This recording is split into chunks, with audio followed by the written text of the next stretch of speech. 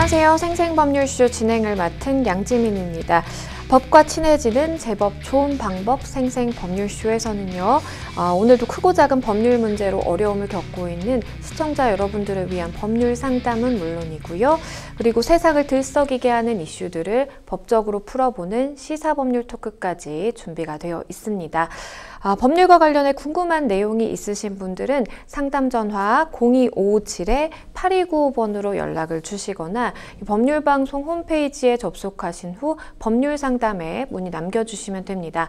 그리고 아래 나가는 메일로도 상담 문의 받고 있으니까요. 많은 참여 부탁드립니다. 각 분야의 전문 변호사가 무료로 성심성의껏 상담을 해드리도록 하겠습니다. 그리고 지금 이 방송은 유튜브를 통해서도 실시간으로 함께 방송이 되고 있습니다. 많은 시청 부탁드리겠고요. 그리고 유튜브를 통한 소통의 창구도 열어두겠습니다. 그럼 오늘 도움을 주실 변호사님 소개해 드리겠습니다. 상림법률사무소의 황용 변호사님 자리하셨습니다. 안녕하세요. 안녕하세요. 상림법률사무소의 황용 변호사입니다. 법률과 관련해서 궁금한 점이 있으신 분들께 성심성의껏 상담해 드리도록 하겠습니다. 네, 오늘 황용 변호사님과 함께 시작해 보도록 하겠습니다. 생생법률쇼, 그럼 오늘 접수된 상담 내용부터 함께 만나보시죠. 금감원의 소극적인 대처, 몰래한 혼인신고, 나를 미치게 하는 상사, 지급 명령 신청을 하고 싶어요. 이렇게 오늘 4가지 상담 접수가 되어 있습니다. 잠시 후 황용 변호사님과 함께 짚어보도록 하겠고요. 시청자 여러분들도 어떤 해결책이 제시되는지 함께 해주시면 되겠습니다. 여러분은 지금 생생법률쇼와 함께하고 계십니다. 쉽사리 해결되지 않는 법률 문제를 끌어안고 있다면 지금 생생법률쇼와 함께하시죠. 법률 고민이 해결되는 가장 쉬운 방법을 소개해 드릴게요. 첫째, 02557-8295번으로 전화를 한다. 둘째, 법률방송 홈페이지에 접속해서 법률상담 게시판에 문의를 남긴다. 셋째, 지금 화면에 나오고 있는 이메일 주소로 사연과 연락처를 보낸다. 생생법률쇼가 자랑하는 각 분야의 전문 변호사가 여러분의 더부룩한 속을 뻥 뚫어드립니다. 속 시원한 스파클링 법률상담 프로그램 생생법률쇼, 지금 바로 전화주세요.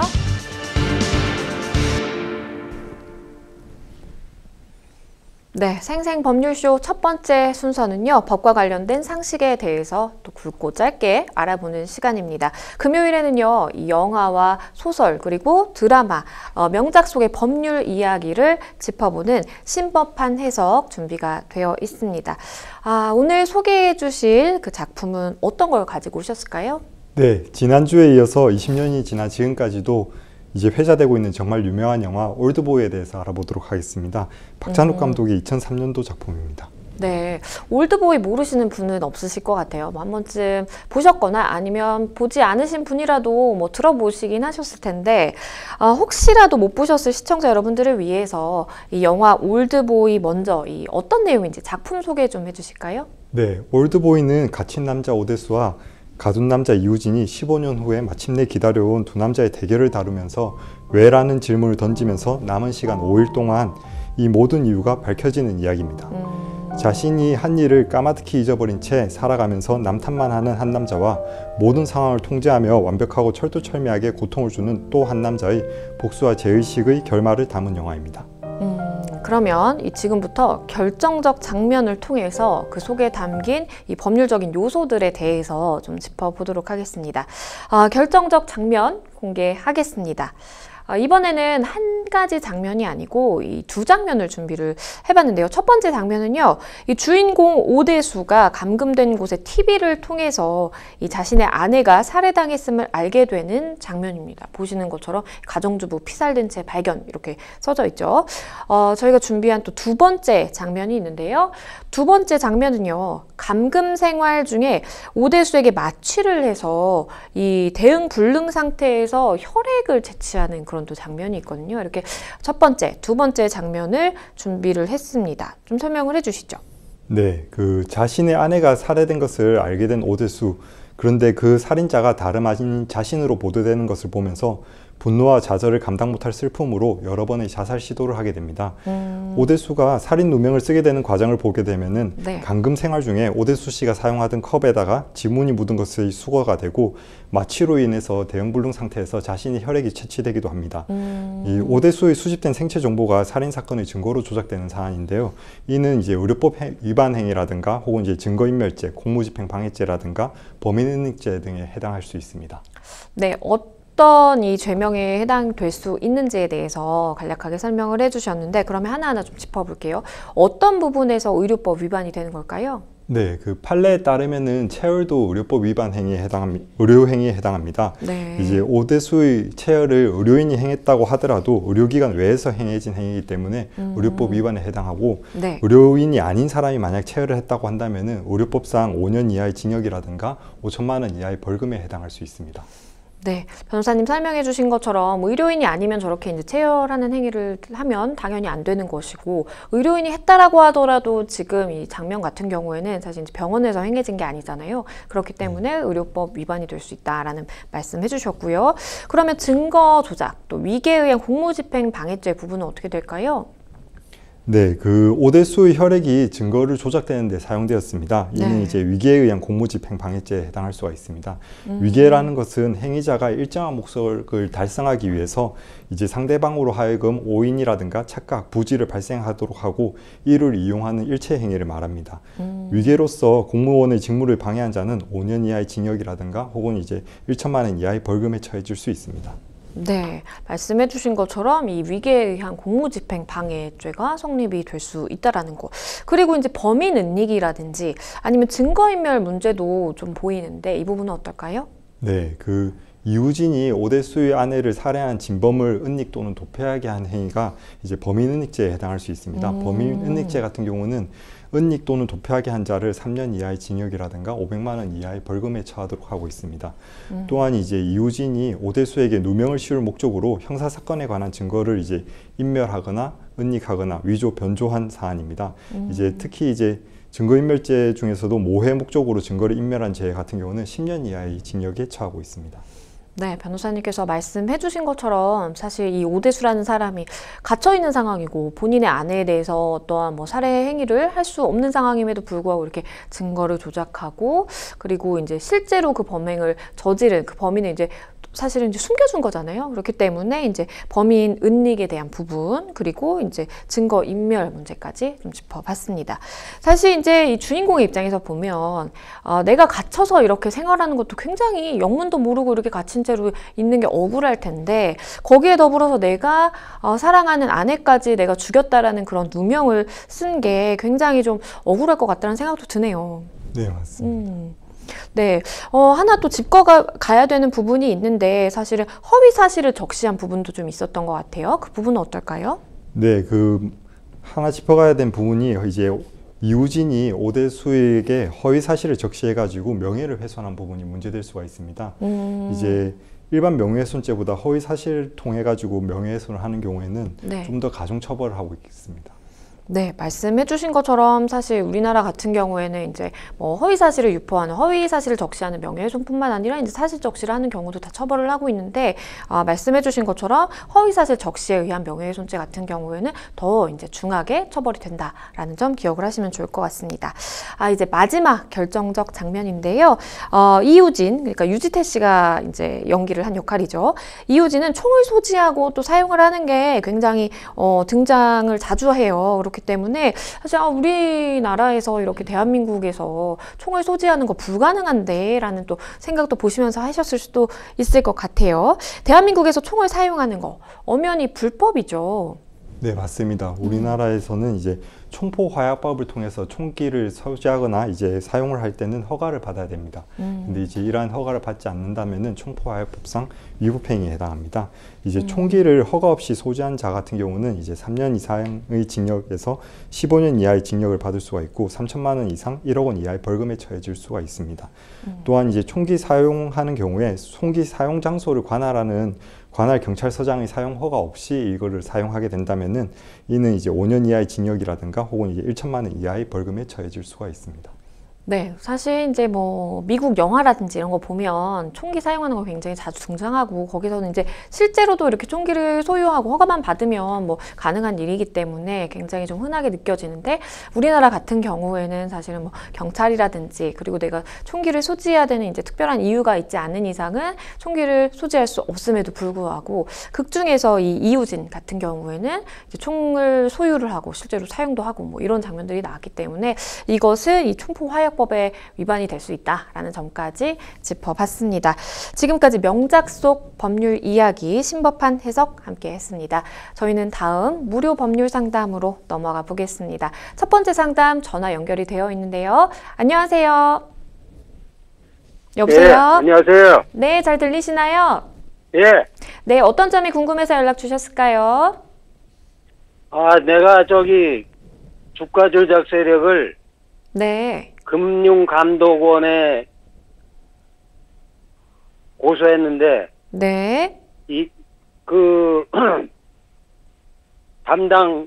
사건 담당 배 검사역이,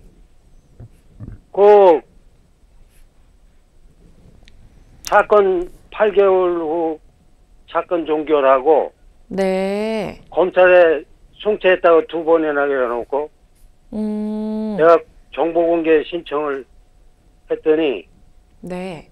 송치를 안 했어요. 그러니까 지금 그래가지고 네. 뒤늦게 송치 번호하고 송치 날짜를 가르쳐 달라고 18개월 동안 허송세월 하다가 정보공개 요청을 2023년 3월 29일에 해가지고 그 사실을 알았거든요. 검찰에 송치 안 한 사실을. 그래가지고 다시 이제 검찰에 고소하고 새로운 증거로 고소를 했는데, 이 경찰이 네. 직무유기에 사기죄에 증거인멸, 사건 종결 통보서를 보낸다고 하고 안 보내고, 지금 증거인멸한 거 하고. 그러니까 말씀 주신 바에 따르면 명확한데도 이 주가 조작 세력에 의해서 어떠한 뭐 피해를 입으셨고 그런데 그 부분에 네. 대해서 내가 문제 제기를 하고 뭐 신고를 하고 고소를 했는데 이게 제대로 좀 해결이 되지 않고 있어서 답답하시다라는 말씀이신 거죠? 예. 네, 제 옆에 황용 변호사님께서 함께 듣고 계셨는데요. 변호사님과 자세하게 말씀 나눠보실게요. 예.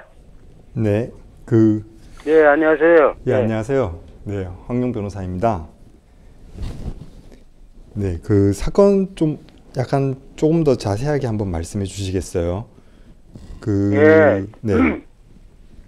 2020년 10월 8일 네. 주가 조작 세력을 금감원에 고소하고, 네. 원장한테, 네. 이 원장한테 2번이나 진정을 하고 이런 사건이었는데, 네. 사건을 2021년 6월 28일 종결했다고 통보서를 보낸다고 하고 지금까지 안 보내고, 네. 증거인멸하고, 예. 카카오톡 문자도 내 것 지우고, 문자 그리고 내용 또 네. 2번이나 검찰에 송치했다고 그러더니 네. 송치도 안 했어요. 그래가지고 송치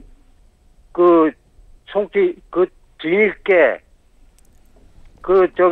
송치한 줄 알고 송치 번호하고 날짜를 가르쳐 달라고 소송을 18개월 동안 하다가 뒤늦게 2023년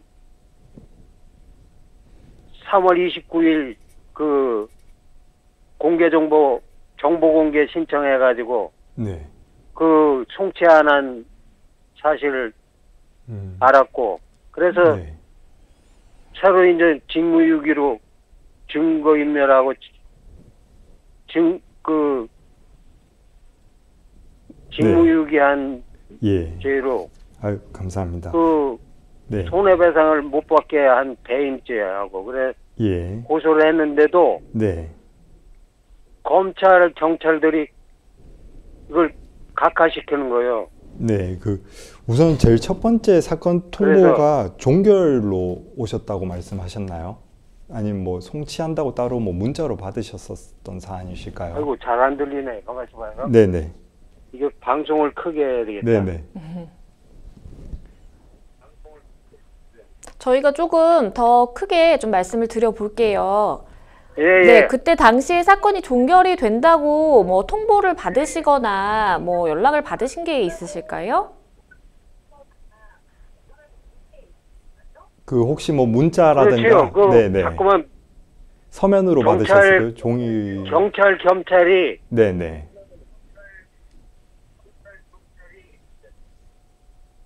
이들이 증거가 그렇게 명확한데도 네. 불송치하 이유하고 피사실 요지를 허위봉서 작성해가지고 그래가지고 이놈들 네. 15명을 내가 고소했어요. 그러면은 금융감독원에 그러다가 고소를 하셨었던 걸까요? 대통령한테도 네. 이의 제기하고 네. 금감원 원장 이도 하고 내가 몇 개월 전부터 그러고 우협 전보하고 편지 60통을 보내고 그래도 이놈이 계속 그전 사건으로 종결된 사건이라고. 네. 우선은 지금 그래가지고 내가 네. 하고 막 전화해도 네. 주식으로 해가지고 주가 조작 세달 계획을 해가지고 손해를 보셨다고 말씀을 하셨는데 그분들에 대한 뭐 민사소송이라든가 제가 이런 거는 3,880만 원 손해봤거든. 네. 그러면은 이제 사실은 이제 돈을 잃어버리시면 주가 조작 세력을 그런 주가 조작 네. 세력이 네. 이놈이 양의 우선주를 소각한다고 공시했는데도 다음 날부터 상종가로 그냥 3배로 올렸어요. 그럼 뭐 따로 46,100원까지 14,000원에서. 세력이라고 그래가지고 말씀 네. 이건 100% 그렇게 하고 이놈이 또 3배 내렸다가 그러다가 그래놓고 또 5배로 올렸어. 86,100원까지. 네. 그런 놈을 갖다가 네. 수사 방해하고 금감원 폐쇄하라고 내가 이 파면하고 그래가지고 대통령한테 내가 편지를 올렸더니 결국은 또 대통령 비서실에서 검찰로 이송했으니 예. 검찰 놈들 다 지금 뭐 경찰이고 허위공문서 작성해가지고 피의사실 요지와 네. 불공시의 이유를 허위 조작해가지고 그냥 계속 각하하는 놈들인데 예. 18개월 동안 네. 그거 하나만 하지 대통령한테도. 증거가 어떤 게 좀 있으실까요? 그래 내가 네. 신문에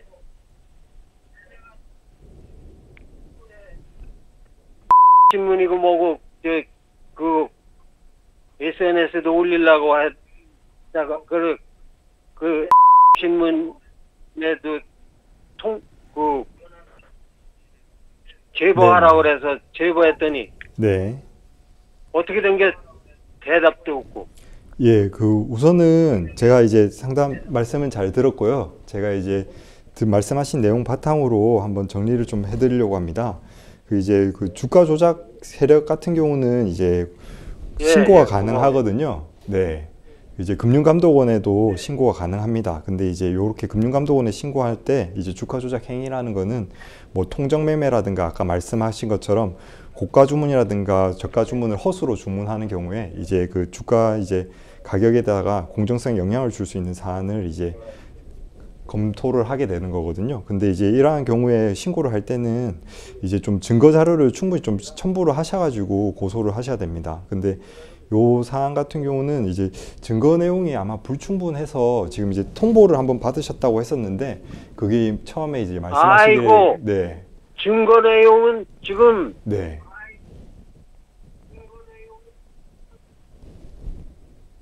100% 그 확실해요. 그 저기 네. 그거 아까 말씀 들어보셨지만 네네.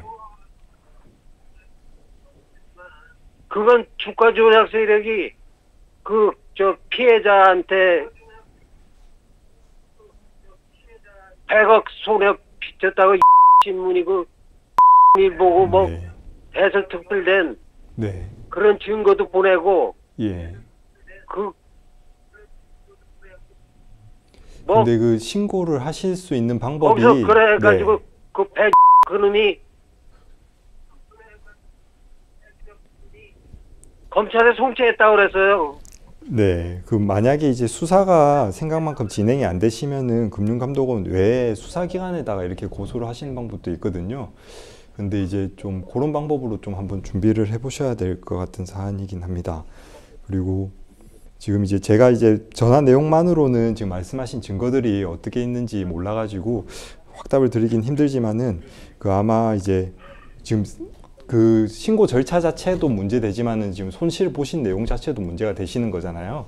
그럼 이제 그 주가 조작 세력이라고 의심되시는 그분들을 상대로 이제 민사소송이라든가 이런 것들로 해서 피해 회복을 따로 뭐 준비를 하시는 것도 좀 필요하지 않을까 싶으셔서 네. 네, 일단은 우리 제가 상담자분께서 말씀드리고 싶은 묻고 싶은 건 네.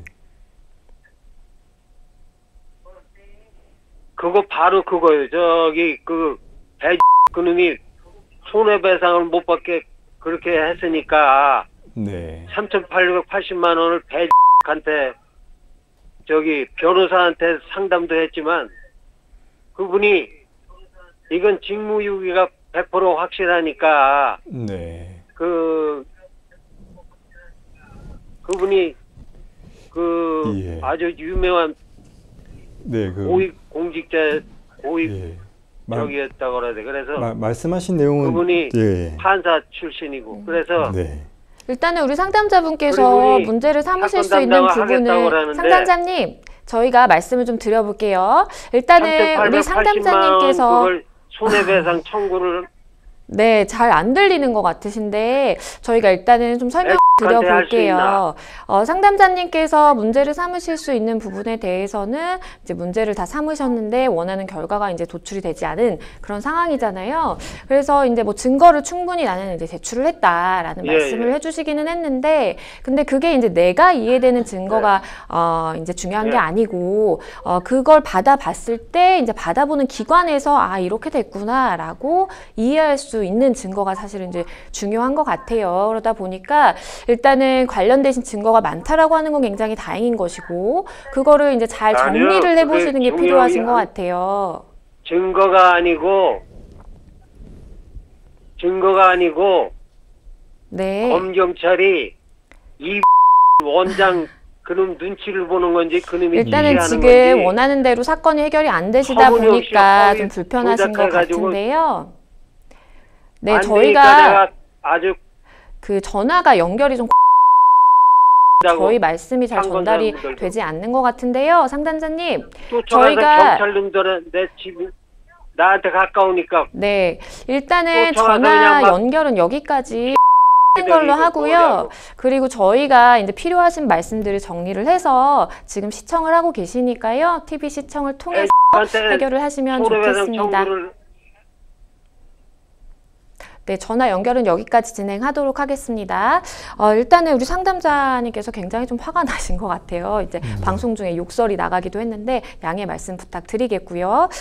그리고 일단은 지금 문제가 내가 손해를 봤다라는 거, 그리고 거기에 더불어서 내가 이거에 대해서 문제 삼으려고 충분히 문제 제기를 했는데 그게 이제 원하시는 방향대로 해결이 되지 않았다라는 거, 그게 지금 문제인 것 같아요. 일단은 상담자님께 이제 조언을 드려야 되는 상황인 건데 텐데 변호사님께서 좀 정리를 하셔서 이런 상황에는 좀 어떻게 문제를 제기를 하는 게 좀 유효할 것 같고 이런 상황에서는 그리고 또 이제 좀 민사적인 것과 좀 나눠볼 수가 있을 거잖아요. 좀 설명을 해주시죠. 네, 우선 이제 요즘 주가 조작 세력이 문제가 많이 되고 있어가지고 이제 금융감독원이라든가 검찰은 이제 협력해가지고 주가 조작 세력에 대해서 신고를 받고 있습니다. 그리고 이제 공익 목적 신고도 이제 같이 받고 있으신데요.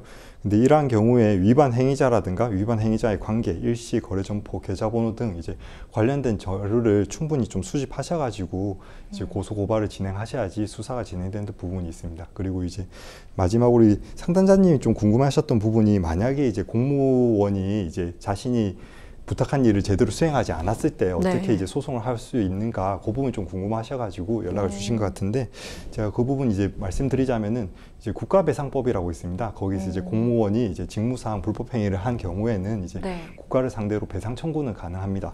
근데 이제 이러한 경우에 이제 공무원이 직무상 행위를 이제 넘어서서 불법행위를 했다는 것을 충분히 입증해야지만 국가 이제 배상 책임을 지는 것이기 때문에 그러한 이제 배상 책임을 지우기 위해서는 불법행위를 또 따로 입증하셔야 될 위험성이 있습니다. 네, 변호사님께서 말씀해 주신 사항 잘 참고하시면 좋겠습니다. 네, 여러분은 지금 생생법률쇼와 함께하고 계십니다. 쉽사리 해결되지 않는 법률 문제를 끌어안고 있다면 지금 생생법률쇼와 함께하시죠. 법률 고민이 해결되는 가장 쉬운 방법을 소개해 드릴게요. 첫째, 02557-8295번으로 전화를 한다. 둘째, 법률방송 홈페이지에 접속해서 법률상담 게시판에 문의를 남긴다. 셋째, 지금 화면에 나오고 있는 이메일 주소로 사연과 연락처를 보낸다. 생생법률쇼가 자랑하는 각 분야의 전문 변호사가 여러분의 더부룩한 속을 뻥 뚫어드립니다. 속 시원한 스파클링 법률 상담 프로그램 생생법률쇼, 지금 바로 전화주세요.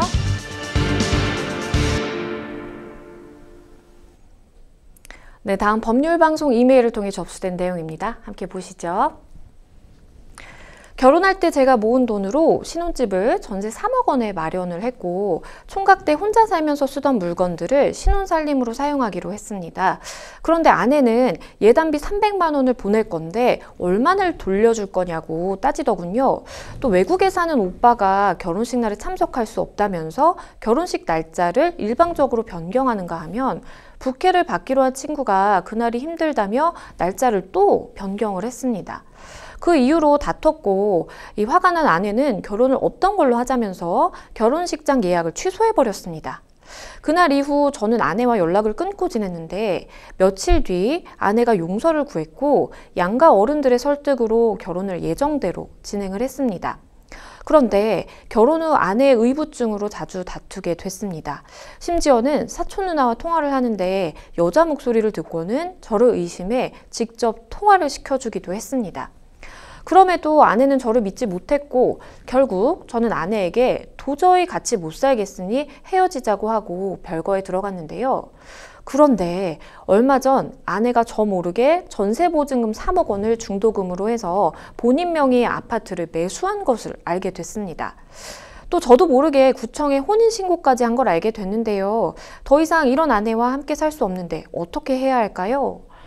일단은 결혼에 이르는 그 과정까지도 굉장히 좀 쉽지 않으셨는데 그런데 결혼을 하고 난 이후에도 굉장히 좀 잦은 불화가 있으셨던 것 같아요. 일단은 의부증 때문에 우리가 자주 다퉜다라는 말씀을 해주셨거든요. 이런 의부증이라든지 뭐 이런 문제 때문에 사실 이혼을 고민하시는 분들 굉장히 많으실까요? 네, 그 의부증이나 의처증 관련해 가지고 이혼 문의를 주신 분들이 종종 계십니다. 네. 이제 의부증 같은 경우는 아무런 근거 없이 배우자를 믿지 아니하고 부적절한 관계를 이제 의심하는 경우를 말하는 것인데요. 네. 이제 그냥 이제 의부증으로 그치지 않고 미행을 한다든가 혹은 이제 불법적 녹음을 계속 한다든가 위치 추적 어플을 깔아가지고 확인을 한다든가 혹은 이제 이러한 의심들이 결국은 폭력적 성향으로 발현되는 경우에는 그렇죠. 이혼 사유로 이어질 수가 있습니다. 이제 민법 840조에 따르면은 네. 배우자로부터 부당한 대우를 받거나 혹은 이제 기타 혼인을 계속하기 어려운 중대한 사유가 있는 경우에는 이제 배우자의 귀책 사유를 근거로 해가지고 이혼이 가능하도록 되어 있습니다. 우리 상담자분께서는 일단은 헤어지자라는 의사를 전달을 했는데, 그런데 이 아내 되는 분께서 남편의 전세 보증금을 몰래 빼서 본인의 명의로 이제 아파트를 매수했다라는 지금 말씀을 해주셨어요. 그런데 이제 그 전에 전세 보증금이 들어가 있는 그 집이 만약에 이제 남편 명의의 집이었다라고 한다면, 그러니까 전세 보증금을 마련한 것이 이제 남편이었다라고 한다면, 그러면 이제 아내가 한 행동을 법적으로 보면 어떻게 해석해야 될까요?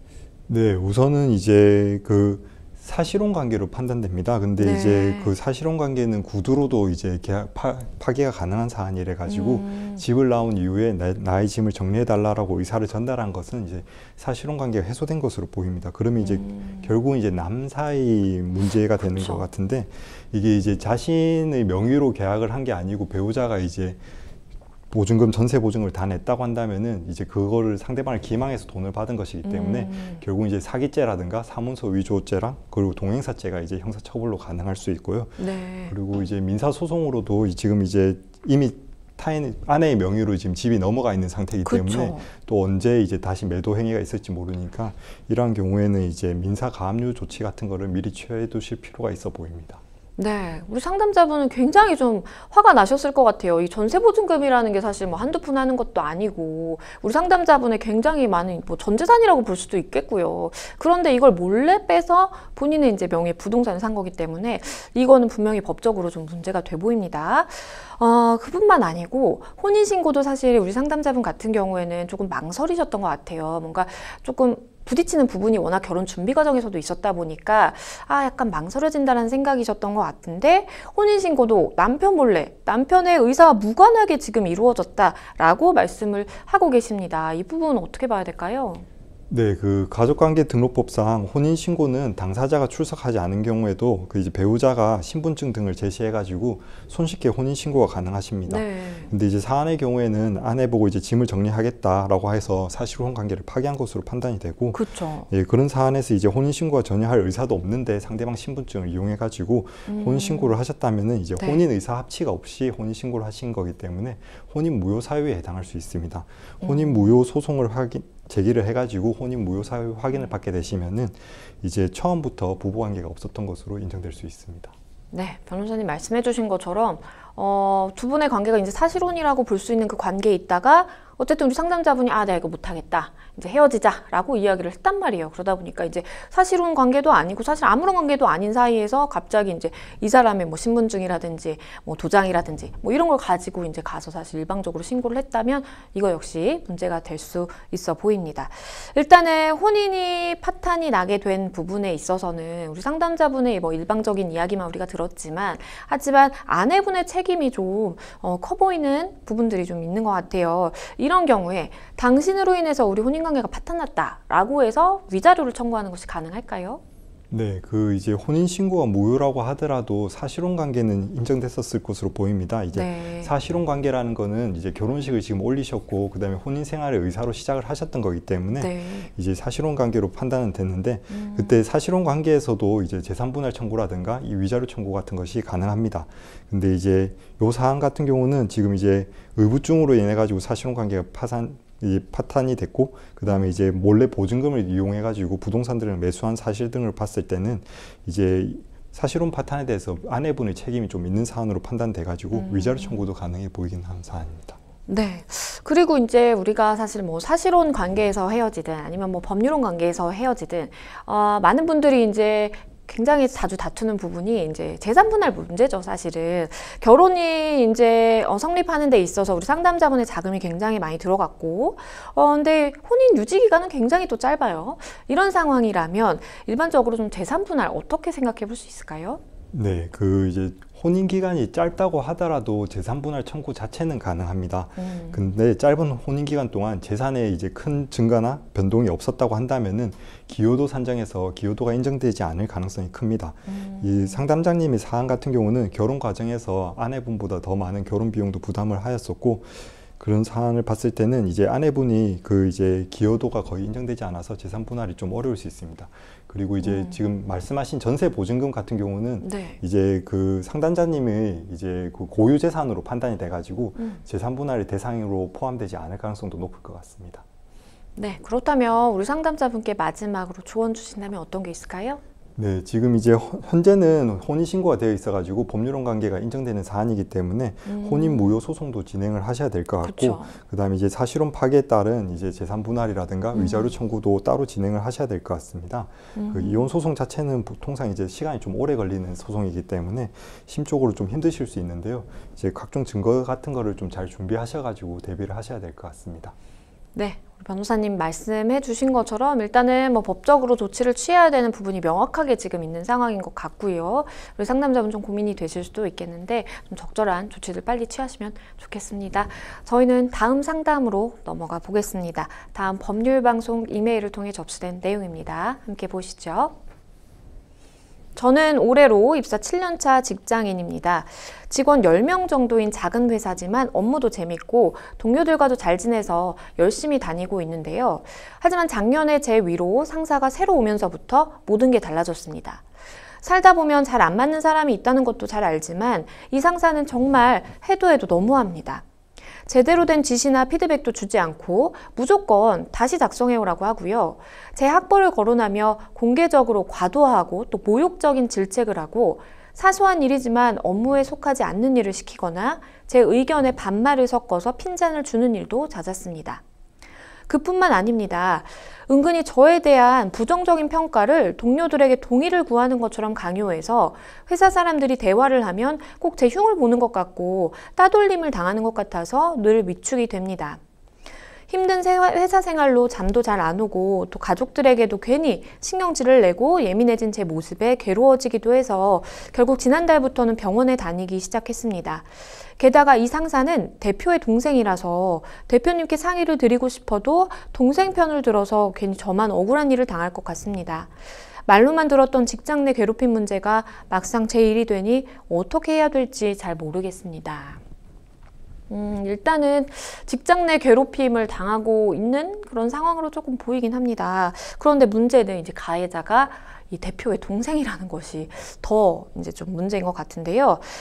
직장 상사의 괴롭힘이라든지 따돌림 그리고 폭력이 지속적으로 이제 언어적인 폭력이 지속적으로 이루어지고 있는 것으로 보이고요. 그러면 이러한 부분 법적으로 우리가 짚어봤을 때 근로기준법에서 뭔가 정하는 바가 있을까요? 네, 맞습니다. 근로기준법 제76조 2라든가 제76조 3에서 관련된 조항을 두고 있습니다.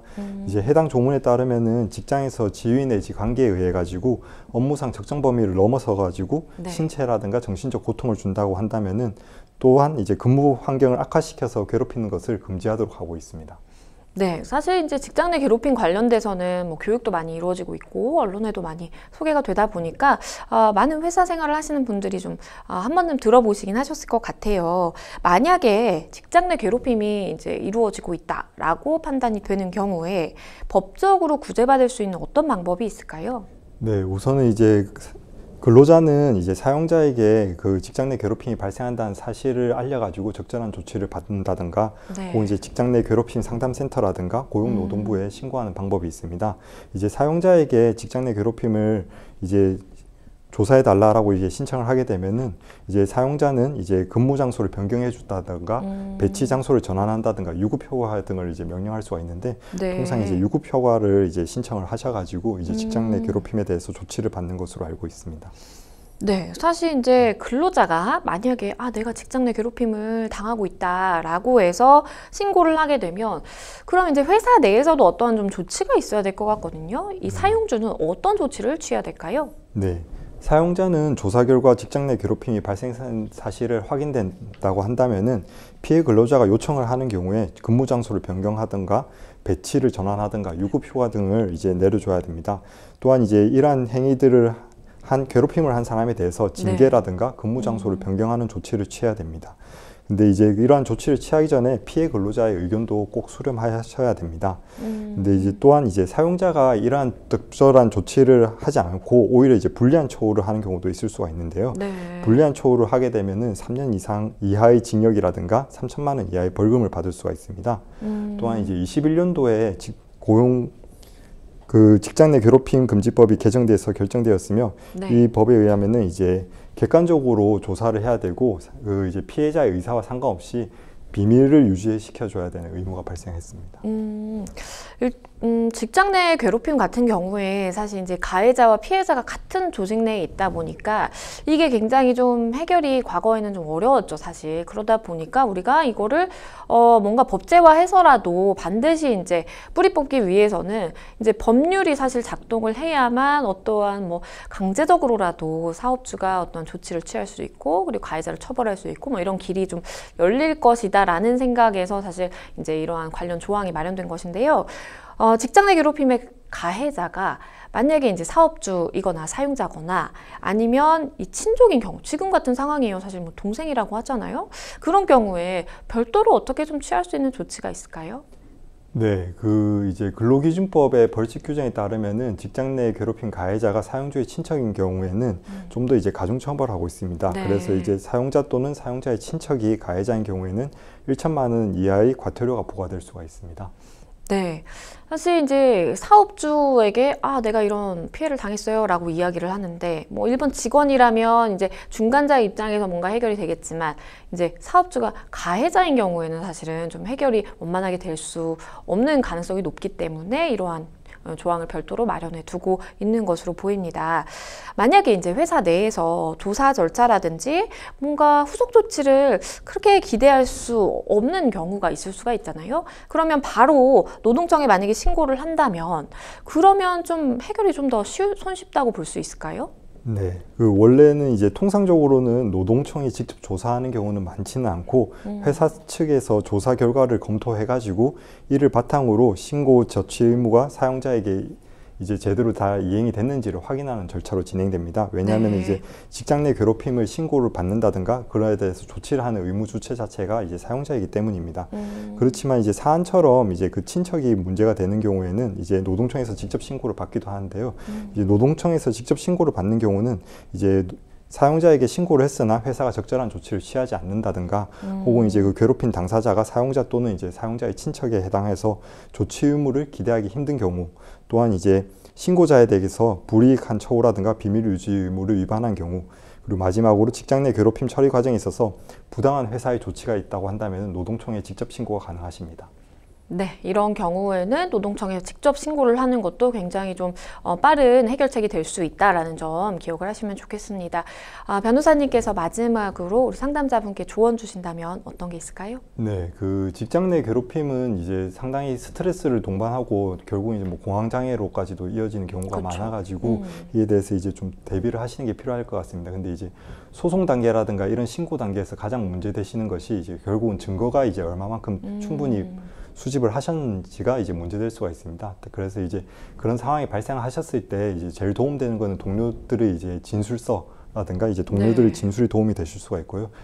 그러한 상황에서 이제 녹음기 같은 것들이 이제 녹음 파일이 도움될 수가 있습니다. 그리고 이제 스스로 일기라든가 이런 기록 등이 도움이 될 수도 있는데 이러한 기록물 같은 경우는 이제 얼마나 장기간 동안 작성을 했는지에 따라서 이제 그 신뢰도가 달라질 수가 있기 때문에 좀 꾸준히 기록해 두시는 것이 필요할 것 같습니다. 네, 사실 이제 과거에는 그랬잖아요. 이게 뭐 조직 생활을 하는 건 뭐 다 그런 거다. 뭐 참고 견뎌야 된다. 신입사원이 당연한 거지. 뭐 이런 얘기들 많이 들었던 것 같은데 사실은 이제 지금은 많은 부분이 개선이 됐고 그리고 많은 분들이 또 인식도 바뀐 것 같아요. 그래서 명백하게 다른 사람을 이제 힘들게 정신적으로 힘들게 한다라든지 아니면 뭐 진짜 물리적인 폭행을 가한다라든지 이런 건 역시 다 이제 이 직장 내 괴롭힘의 범주에 들어갈 수 있다라는 점 기억을 하시면 좋겠습니다. 모쪼록 잘 해결이 되시면 좋겠습니다. 저희는 또 다음 상담으로 넘어가 보겠습니다. 다음 법률방송 이메일을 통해 접수된 내용입니다. 2년 전 선배에게 돈을 빌려줬습니다. 500만 원 정도 되는데요. 사업을 하다 보니까 현금이 필요할 때가 있는 걸 알기에 빌려줬습니다. 선배는 수급이 되는 대로 다 갚겠다고 했고요. 근데 선배가 갚기로 약속한 시기가 3월인데 아직까지 갚지 않고 있습니다. 전화를 해도 받지 않고요. 원래 2월까지 갚기로 했는데 2월 말에 연락이 와서는 한 달만 더 쓰고 갚는다고 해서 알겠다고 했는데 3월이 훨씬 지난 지금까지도 연락이 없습니다. 제가 전화를 해도 받지 않고 이 문자 한 통도 없습니다. 믿었던 선배인 만큼 배신감이 더 큰데요. 이 갚지 못하더라도 약속한 시기가 지났으면 연락을 해서 사정을 말할 수도 있는데 사과 한마디 없으니까 더 괘씸합니다. 친구가 이럴 때는 지급명령 신청을 하라고 하는데요. 제가 아는 건 선배 이름과 연락처 뿐입니다. 주소나 주민등록번호 등은 전혀 모르는데 이 지급명령 신청을 할 수 있을까요? 우리 생생법률쇼 앞으로 가장 많이 이제 도착하는 사연 중에 하나가 사실 이렇게 지인이라든지 누구 정말 막역한 사이에 돈을 빌려줬는데 갚지를 않는다. 이거 어떻게 받을 수 있느냐? 뭐 사기가 되느냐? 뭐 이런 질문들 많이 주시는 것 같아요. 변호사님께서도 이런 관련된 사건들 많이 하시죠? 네, 맞습니다. 아무래도 이제 그 대여금 소송이 가장 많이 이제 빈번하게 발생하는 사안인 것 같습니다. 결국 이제 돈을 빌려준 행위 자체가 가장 믿는 분들이기 때문에 이제 빌려주게 네. 되는 건데 그쵸. 이제 못 받아가지고 이제 오히려 이제 인간관계까지도 이제 영향을 받으신 거 보면 좀 안타까운 생각이 많이 들고 있습니다. 그러게요. 사실 이제 돈을 빌려줬는데 갚기로 약속한 시기가 2월이었단 말이에요. 그런데 3월에 갚겠다. 그리고 뭐 지금까지 연락도 없다라는 상황입니다. 이런 경우 어떻게 보통 하나요? 네, 보통 이제 말씀하신 것처럼 지급명령 신청을 통해 가지고 이제 채권을 확인받는다든가 혹은 이제 민사소송을 통해 가지고 해결하는 방법이 있습니다. 또한 이제 지금 이제 변제 시기 자체를 변제 의사 없이 늦춘 경우에는 이제 네. 뭐 경우에 따라서는 형사사기죄가 해당할 수도 있습니다. 그리고 이제 보통 소송을 진행하실 때 이제 가압류를 하신다든가 확정 판결을 받으시게 되면은 6개월 이후 이제 그 이후에도 이제 갚지 않는 경우에는 채무 불이행자 명부 등재를 하는 등으로 이제 상대를 압박해서 추심을 하는 걸로 알고 있습니다. 네, 변호사님께서도 지급명령 신청에 대해서 이제 언급을 해주셨는데, 우리 상담자분 같은 경우에는 친구가 지급명령 신청해라 라고 이제 조언을 해줬다고 해요. 지급명령 신청이라는 게 과연 뭘까요? 네, 그 지급명령 신청은 이제 독촉 절차라고도 하는데요. 이제 채권자, 채무자 모두 법정에 나가지 않고 적은 소송 비용으로도 이제 신속하게 민사 분쟁을 해결할 수 있는 제도입니다. 네. 이제 그 관련된 증거들이 명확한 경우에 굳이 이제 소송 절차를 이행하지 않고 이제 그 확정 판결에 해당하는 이제 명령을 내는 것인데요. 이제 민사 승소 확정 판결과 같은 효력이 있습니다. 다만 이제 상대방이 이에 대해서 이제 다투게 되면은 2주 이내에 이의 신청이 가능합니다. 2주 이내에 이의 신청을 하는 경우에는 본안 소송으로 다시 진행하셔야 되는 위험성이 있습니다. 그런데 이제 우리 상담자분의 궁금증은 이제 상대방에 대해서 이름과 연락처만 가지고 있고 뭐 주소라든지 아무것도 없기 때문에 사실은 이런 경우에 내가 지급명령 신청할 수 있을까라는 궁금증이 있으신 것 같아요. 어떨까요? 네, 그 지급명령은 공시송달이 적용이 없습니다. 그래가지고 주소를 알지 못하면은 결국 이제 주소 보정이 나와도 주소를 확인할 수 있는 방법이 없기 때문에 네. 결국 이제 일반 민사소송으로 진행을 하셔야 됩니다. 다만 이제 주민등록번호는 따로 필요는 없습니다. 네, 일단 주소를 알아야 되는데 그게 아닌 상황이다 보니까 사실은 좀 한계가 있는 것 같아요. 상담자님의 상황인 경우에 그러면 변호사님께서는 좀 어떻게 대응하는 게 현명하다고 보시나요? 네, 그 지금 이제 주소를 모르시는 상황이기 때문에 지급명령은 좀 어려우실 것 같고, 근데 네. 이제 민사소송을 통하셔야 되는데 3천만 원 이하의 금액에 해당하는 경우에는 민사소액 사건에 해당합니다. 그럼 이제 일반 민사소송은 최소 이제 한 2번 정도의 변론기일이 발생을 하고 네. 반년에서 한 1년 정도의 소송 기간이 소요됨에 반해서 이제 민사 소액 사건 같은 경우는 3천만 원 이하일 때 이제 통상 이제 한 번의 변론 기일로 끝나는 경우도 많기 때문에 훨씬 더 빠른 상황으로 진행을 하실 수 있을 것 같습니다. 다만 이제 이 사안에서는 아마 주소를 모르시기 때문에 이제 그 소송을 제기하시고 통신사라든가 은행에다가 이제 사실조회 신청을 하셔가지고 주소를 확인하고 다시 송달받는 절차를 거쳐야 되실 것으로 판단됩니다. 네, 그러면 마지막으로 변호사님께서 우리 상담자분께 좀 조언해 주실 만한 사항이 있다면 어떤 게 있을까요? 네, 그 이제 처음에 말씀드린 것처럼 보통 이제 믿는 분한테 돈을 빌려드리는 경우가 많습니다. 그쵸. 그래가지고 이제 입출금 기록만 가지고 계시고 따로 차용증을 작성하지 않은 경우도 많으신데요. 이제 그 민사상 소송에는 입증 책임 문제가 있어가지고 그쵸. 청구하는 사람이 그 관련된 증거를 입증을 하셔야 됩니다.